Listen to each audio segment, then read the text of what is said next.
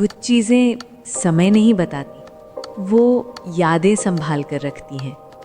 ये कहानी है एक पुरानी घड़ी की, जो दीवार पर टंगी रही जबकि उसका मालिक कभी वापस नहीं आया। एक छोटी से कस्बे में एक साधारण सा घर था। घर में रहते थे एक पिता और उनका छोटा बेटा मोहन। घर की दीवार पर एक पुरानी गोल घड़ी टंगी थी। हर सुबह पिता उसे चाबी देते और कहते, जब तक ये चलती रहेगी हमारा घर चलता रहेगा। घड़ी टिक टिक करती जैसे घर की धड़कन हो। सुबह स्कूल का समय घड़ी बताती, शाम खेलने का समय घड़ी बताती, रात को कहानी सुनने का समय घड़ी बताती। मोहन को लगता था घड़ी सिर्फ समय नहीं, उनकी जिंदगी संभालती है। एक दिन पिता काम के लिए शहर गए। उन्होंने जाते समय घड़ी को देखा और मुस्कुराए, जल्दी लौटूंगा। लेकिन दिन बीत गए, फिर महीने, पिता वापस नहीं आए।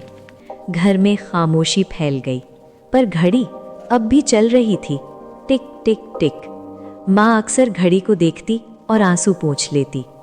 मोहन हर शाम दरवाजे की ओर देखता। उसे लगता जब घड़ी 8 बजाएगी पिता जरूर आएंगे, पर दरवाज़ा हर दिन खाली रहता।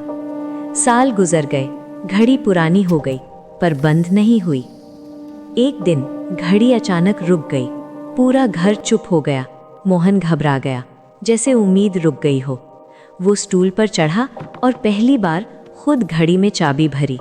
घड़ी फिर चलने लगी, टिक टिक टिक। उस पल मोहन समझ गया, अब इंतज़ार नहीं, जिम्मेदारी उसकी है।